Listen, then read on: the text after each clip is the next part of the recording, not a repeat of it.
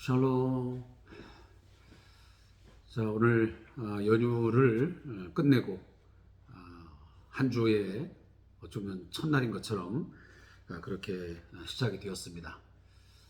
기나긴 4일 동안의 휴식 기간을 갖고 또 새롭게 이제 직장 생활, 또 사업장을 경영하시고 또 학교 생활 하시게 되었는데, 하시는 동안 늘 건강하시고 또 설 명절 기간을 통해서 서로가 약속하고 또 마음 다짐했던 것들을 잘 지켜가면서 또 한 해를 시작해 가는 우리 모든 성도가 되어지기를 부탁을 드리면서 오늘 주삼교재 202페이지를 펼치면서 우리 큐티 시작하도록 하겠습니다.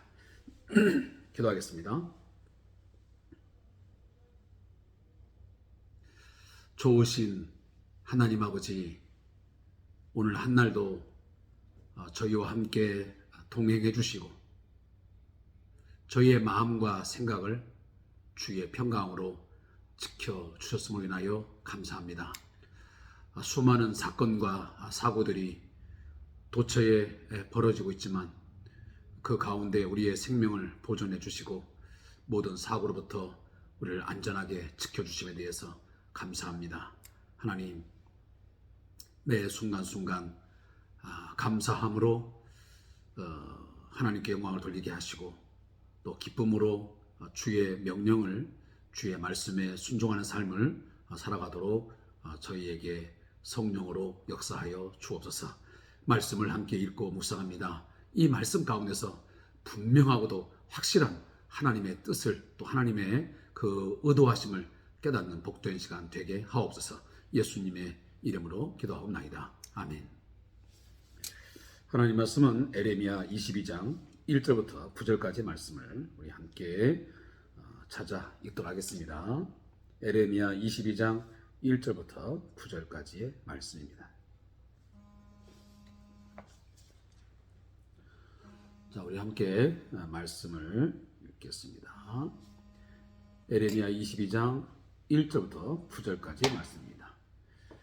여호와께서 이와 같이 말씀하시되 너는 유다 왕의 집에 내려가서 거기에서 이 말을 선언하여 이르기를 다윗의 왕위에 앉은 유다 왕이여, 너와 내 신하와 이 문들로 들어오는 내 백성은 여호와의 말씀을 들을지니라. 여호와께서 이와 같이 말씀하시되 너희가 정의와 공의를 행하여 탈취당한 자를 압박하는 자의 손에서 건지고 이방인과 고아와 과부를 압제하거나 학대하지 말며 이곳에서 무죄한 피를 흘리지 말라. 너희가 참으로 이 말을 준행하면 다윗의 왕위에 앉을 왕들과 신하들과 백성이 병거와 말을 타고 이 집 문으로 들어오게 되리라. 그러나 너희가 이 말을 듣지 아니하면 내가 나를 두고 맹세하노니 이 집이 황폐하리라. 여호와의 말씀이니라. 여호와께서 유다 왕의 집에 대하여 이와 같이 말씀하시니라. 내가 내게 길르앗 같고 레바논의 머리이나 내가 반드시 너로 광야와 주민이 없는 성읍을 만들 것이라. 내가 너를 파멸할 자를 준비하리니 그들이 각기 손에 무기를 가지고 내 아름다운 백향목을 꺾 찍어 불에 던지리라. 여러 민족들이 이 성읍으로 지나가며 서로 말하기를 여호와가 이 큰 성읍에 이같이 행함은 어찌 됨인고 하겠고, 그들이 대답하기는 이는 그들이 자기 하나님 여호와의 언약을 버리고 다른 신들에게 절하고 그를 섬긴 까닭이라 하셨다 할지니라. 아멘. 자, 우리 함께 읽은 이 에레미야 22장 1절부터 9절까지의 말씀의 제목은 유다 왕가를 향한 경고입니다. 이 본문을 함께 요약해 보겠습니다. 하나님은 다윗 왕조에 속한 유다 왕들의 악행을 낱낱이 오늘 밝히면서 고발하고 있습니다. 그들이 하나님의 명령대로 통치하지 아니하고 온갖 압제와 학대와 피 흘림을 일삼자 하나님은 결국 그들을 파멸하기로 결심하셨다고 하는 것을 오늘 본문에서 말씀하고 있습니다. 그들은 하나님께로부터 길르앗과 레바논의 머리처럼 소중한 존재로 여겨졌습니다. 그렇지만 하나님은 그들의 죄악을 좌시하지 않고 심판하시겠다고 선언하시는 것이 오늘 본문의 대략적인 내용입니다. 우리는 지금 계속 하나님의 백성이 하나님의 백성다운 삶의 자리에 있지 아니할 때, 하나님의 사람들이 하나님의 사람답지 않은 삶을 살아갈 때, 어울리지 않는 옷을 입은 것처럼 그러한 삶을 지속할 때에 하나님께서 자기 백성을 어떻게 다루시는지를 우리가 본문을 통해서 계속 묵상하고 있습니다. 우리가 이미 성경을 통해서 배운 바이지만, 우리가 만일 하나님 앞에서 사생자이면 하나님은 결코 우리에게 경고하시거나 우리를 징계하지 않을 것입니다. 왜? 이미 당신의 자녀가 아니기 때문에 그렇습니다. 그러나 그 자식을 징계하고 심판하고 때로는 때리는 이유는 그 자식을 사랑하는 것이고, 그 자식은 바로 자신의 보배로운 존재이기 때문이었습니다. 당신이 삼은, 자기 백성 삼은 그 백성들이 거기에 알맞게 걸맞게 살아감을 통해서 자신이 베푸는 많은 은혜와 덕을 입으면서 풍성하고도 행복한 삶을 살기를 원하시는 것입니다. 우리들이 자녀를 향해서 그러한 기대와 소망이 있는 것처럼 하나님은 자기 자신의 백성에 대해서 이토록 많은 열망과 갈망함이 있는 것입니다. 따라서 자기 백성들이 그 자리에 있지 못하고 그 삶을 제대로 만들어가지 못할 때에 결국 하나님은 경고하시고, 그 경고의 메시지에 대해서 돌이키지 않고 끝까지 악행을 저지르며 불순종할 때에 남유다는 징계 가운데서 이방 민족에 의해서 멸망이라고 하는 큰 심판을 당하게 된 것을 우리는 이 역사적인 거울을 통해서 바르게 바라보아야 할 것입니다. 제가 누누이 강조하고 또 강조하는 거지만, 성경의 역사적 모독 사건들은 과거 2000년, 3000년 아니면 5000년 전의 역사로 끝나는 게 아니고, 이 역사의 모든 일들은 지금도 여전히 반복될 수 있는 것이고, 그 현상이 똑같이 나타나지는 않을 망정 그런 의미와 어떤 그 상징적인 의미는 분명히 지금 오늘 우리에게도 동일하게 적용될 수 있는 부분들입니다. 오늘 에레미야 22장에 들어오면 다윗 왕조가 왜 이처럼 파멸을 가져오게 되었는지, 하나님께서 그들을 왜 이렇게 심판할 수밖에 없었는지를 다시 한번 언급을 하고 있습니다. 특별히 유다 왕조에 대해서, 이 유다 왕의 지배에 대해서 말씀합니다. 우리가 구약 성경에 보면 이 유다의 왕, 이스라엘의 왕들은 하나님의 아들이라고 표현을 사용합니다. 그러면서 이 하나님의 아들 된 이 왕들은 그 아버지의 왕권을 위임받아서 그 아버지가 원하는 방식, 원하는 스타일로, 통치 스타일을 따라서 해야만 되었습니다. 자기가 위임받았지만 이것은 아버지께로부터 위임받은 것이기 때문에 임의적으로 그 통치 행위를 해서는 안 되었습니다. 그런데 문제는 바로 이 다윗의 왕 위에 앉은 그 유다 왕들, 하나님의 통치권을 대리 위임받은 그들이 행한 것들이 무엇이었습니까? 온갖 악행을 저지른데 급급했습니다. 물론 유다의 왕들 가운데는 이 다윗의 길을 따라서 나름 선의 통치를 행한 사람도 있습니다.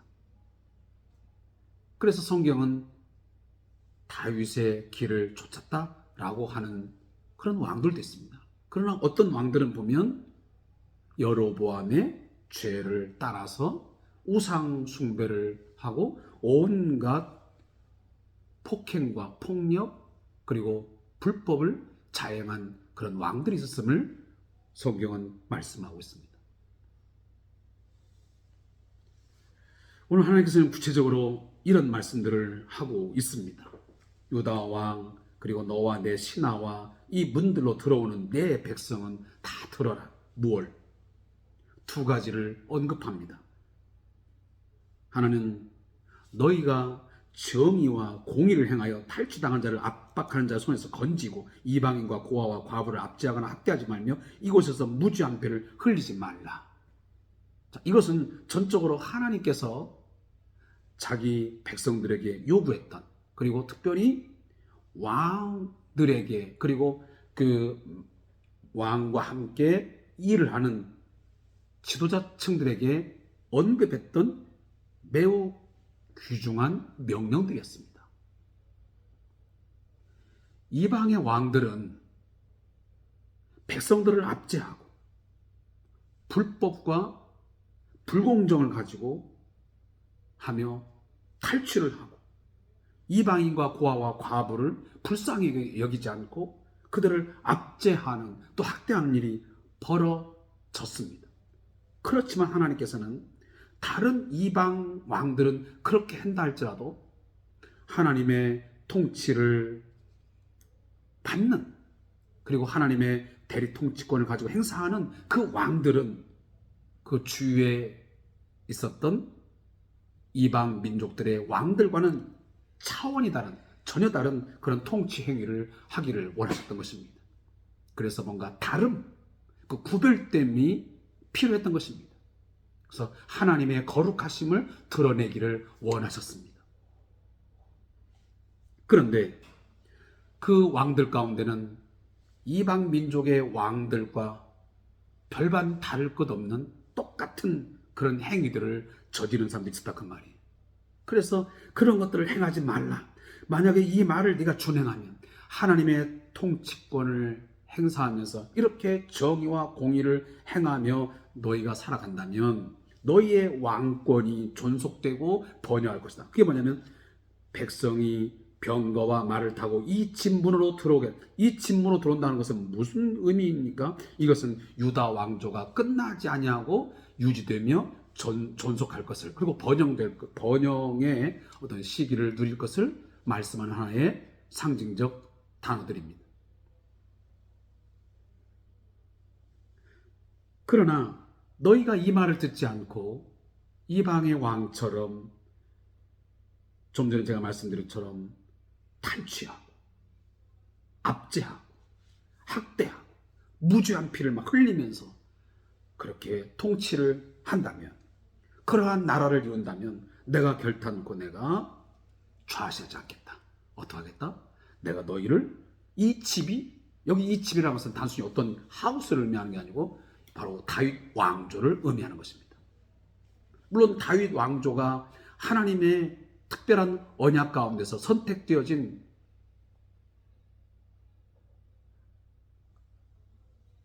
그런 왕권이지만, 독특하고도 특별한 주의를 가진 그런 왕조이지만, 하나님은 가감없이 과감하게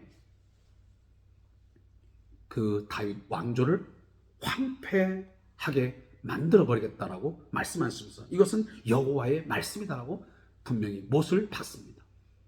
이건 사람의 말이 아니라고 했습니다. 사람의 말 같으면 변개하고 사람의 말 같으면 그것이 흐지부지 되겠지만 이것은 여호와의 말씀이기 때문에 분명하고도 확고하다는 것을 하나님께서 다시 한번 확증해 주는 것입니다.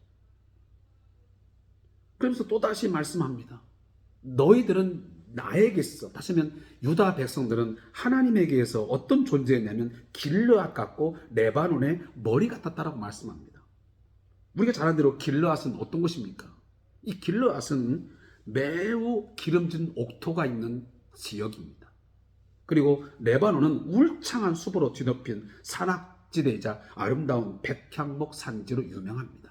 그래서 우리가 솔로몬이 성전을 지을 때에 이 백향목을 이곳 레바논에서 가져와서 성전과 왕궁을 건축했던 것이 바로 열왕기상 5장에 나오는 내용입니다. 그만큼 이 레바논은 아주 값진 나무, 그래서 아주 이것들이 울창하게 해서 아주 좋은 지역임을 말합니다. 따라서 이 길르앗 같고 레바논 같다라는 말은 결국은 하나님 보시기에 유다 왕궁이, 그리고 유다의 그 왕조가 아주 웅장하고 아름다운 이미지를 갖추고 있었다는 것을 뜻한 것입니다. 그런데 너희들이 그렇게 걸맞지 않는 삶을 살았기 때문에, 너희 왕조가, 너희 왕들이 그러한 통치 행위를 했기 때문에, 하나님의 명령에 어긋나는, 반하는 행위를 했기 때문에 내가 너희들을 어떻게 하냐면 그 아름다운 백향목을 다 찍어서 불에 던져버리겠다고 말씀합니다. 완전한 파멸을 말씀하는 것입니다. 이 유다 왕조의, 유다 왕국의 이 멸망, 이 심판, 완전히 황폐화됨을 결국은 이방 사람들이 보면서 어떻게 그들을 향하여 말하냐면, 왜 저들이 저렇게 되었는가? 왜 하나님께서 이 성읍을 이토록 황폐화시켜버리고 다 완전히 파멸시켜버렸는고? 근데 그들도 분명히 아는 것이 뭐냐? 이렇게 말합니다. 이는 그들이 자기 하나님 여호와의 언약을 버리고 다른 신들에게 절하고 그를 섬긴 까닭이라. 자, 이방인들조차도, 다른 사람들조차도 뭐라고 말해요?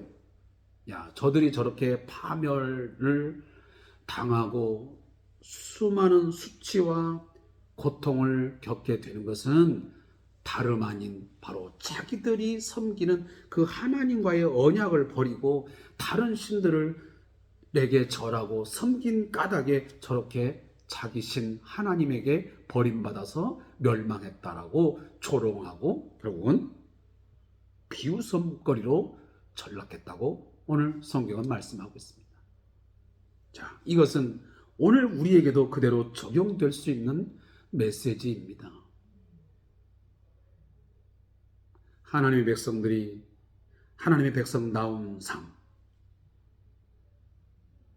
우리가 신약적인 빌립보서의 내용을 인용한다면 복음에 합당한 어떤 정치, 복음에 합당한 삶을 우리가 꾸려나가지 못하고 살아가지 못할 때에는 결국은 하나님의 엄중한 경고의 메시지, 그 이유는 결국 경고에 듣지 않을 때는 이처럼 심한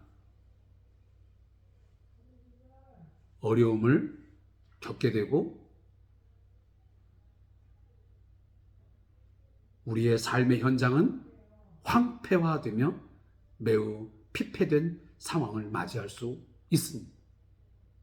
그러면 우리 주위에 있는 친구들이, 우리의 선배, 후배, 우리들의 이웃들이 뭐라고 그들이 말하냐면 오늘 본문처럼 어떻게 살다가 도대체 어떻게 살았길래 아무개 집안이, 아무개 교회가 저렇게 하루아침에 황폐화되어지고 저렇게 비참하게 상황에 처했을까?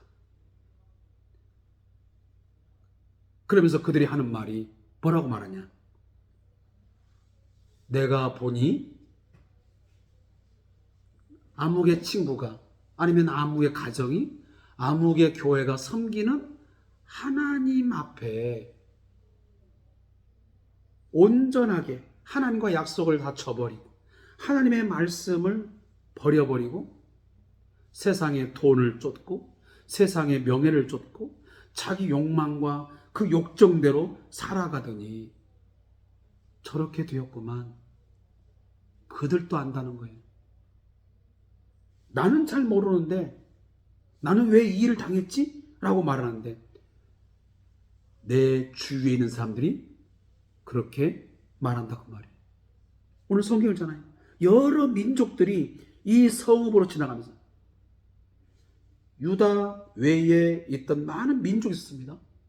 주위에. 근데 그 사람들이 이 성읍, 예루살렘 성읍, 예루살렘을 바라보면서 하는 말이, 야, 이것은 하나님의 언약을 버렸기 때문이야. 하나님 버리고 다른 신에게 절하고 다른 신 섬기더니 아주 저렇게 매를 된통 맞았구만. 조롱하고 멸시하고 비운단 말이야. 우리도 마찬가지야. 야, 저 친구, 저 사람, 저 가정, 우리가 봐도 하나님의 말씀과는 전혀 어울리지 않는 삶을 살더니 하는 짓이 맨날 악행을 저지르고 그 생각과 마음이 거짓되고 그렇게 삶을 살아가더니 수단과 방법을 가리지 않고 돈을 벌기 위해서 그렇게 살아가더니 하나님께 매를 맞아가지고 하나님의 진노로 말미암아 저런 아주 꼴이 되었다라고 비웃는 상황이 벌어질 수 있다는 것을 저는 이 본문을 통해서 다시 한번 깨닫게 되는 것입니다. 이것이 남의 이야기 결코 아니라는 것입니다. 남의 이야기. 이것은 바로 내게 닥칠 수 있는 현실이고 우리 모두가 겪을 수 있는 그런 메시지라는 사실을 다시 한번 여러분들이 일깨우고 꼭 이 경고의 메시지를 잘 듣고 경성하여 깨어 있어서 하나님의 백성답게 그리고 복음에 합당한 삶을 우리 모두가 살아갈 수 있기를 주님의 이름으로 부탁을 드리겠습니다. 저자의 묵상을 읽고 오늘 본문 마치겠습니다. 자, 게릅이란 고사 성어가 있습니다. 말 그대로 닭의 갈비라는 뜻입니다. 즉 먹자니 붙어있는 고기가 별로 없고 버리자니 왠지 좀 아까운 부위가 바로 게륵입니다.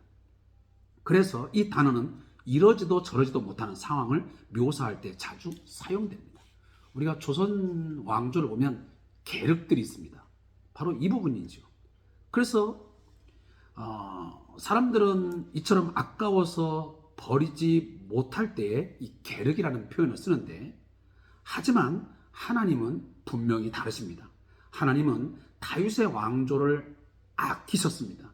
길르앗 같고 레바논의 머리처럼 귀하게 여겼습니다. 그렇지만 왕들이 하나님의 명령대로 백성을 다스리지 않고 온갖 압제와 학대와 피 흘림을 일삼자 그들을 파멸하기로 결심하십니다. 아무리 자기 백성으로 삼았고 하나님의 특별한 소유로 삼았지만 그들이 죄악된 행위를 계속 저지를 때는 결국은 파멸을 맛볼 수밖에 없는 것입니다. 아름다운 백향목으로 지은 궁전조차도 찍어 불에 던지겠다고 하나님은 선언하십니다. 다윗 왕조와 예루살렘 성이 망하는 이유는 너무나 자명했습니다. 유다인은 물론이고 이방인조차 그 이유를 잘 알고 있었습니다. 바로 그들이 자기 하나님 여호와의 언약을 버리고 다른 신들에게 절하고 그를 섬긴 까닭이었습니다. 우리는 때로 설마 하는 마음으로 현실을 외면하려 합니다. 설마 나에게 그런 일이 있을까? 설마 하나님께서 우리 가정에 그런 일을 겪게 하실까? 우리 교회가 설마 그런 현실을 맞이할까? 하나님이 그렇게 하지는 않겠지라는 생각을 우리는 하면서 외면하려고 애를 씁니다. 하지만 하나님은 그분의 거룩과 공의를 드러내시고 그 옳고 그름을 명확하게 판결하시는 분이십니다. 하나님의 공의의 심판이 있다는 말씀입니다. 더 때가 늦기 전에 우리가 매일매일 말씀을 들을 때마다 우리의 죄악을 직시하고 삶을 돌이켜서 말씀대로 살아가는 순종의 삶이 있어야 할 것입니다. 기도하겠습니다. 하나님, 우리가 예레미야서를 계속 묵상하면서 우리 하나님의 백성들이 하나님 앞에서 어떠한 삶을 살아야 되는지, 또 그러한 어울리지 않는 삶, 끝까지 악행을 저지르며 불순종의 삶을 살아갈 때에 하나님께서 공의의 심판으로 어떻게 우리를 다스리는지, 그러한 역사적인 현실들을 말씀을 통해서 묵상합니다. 이 말씀을 읽을 때에 한 귀로 듣고 한 귀로 흘러버리지 않게 하시고 남의 일처럼 여기고 불구경하듯 구경하고 지나가지 말고 이 모든 메시지가 오늘 나에게, 오늘 우리 가정에, 우리 교회 공동체 안에, 우리 한국교회에 있을 수 있는, 분명하고도 확실하게 다시 반복될 수 있는 그런 하나님의 말씀이라는 사실을 꼭 기억하고 깨어 경성하는 우리의 신앙 자세가 있게 해 주시옵소서. 불쌍히 여기시고 긍휼히 여기사 주님, 성령님 우리를 일깨워 주옵소서. 예수님의 이름으로 기도하옵나이다. 아멘.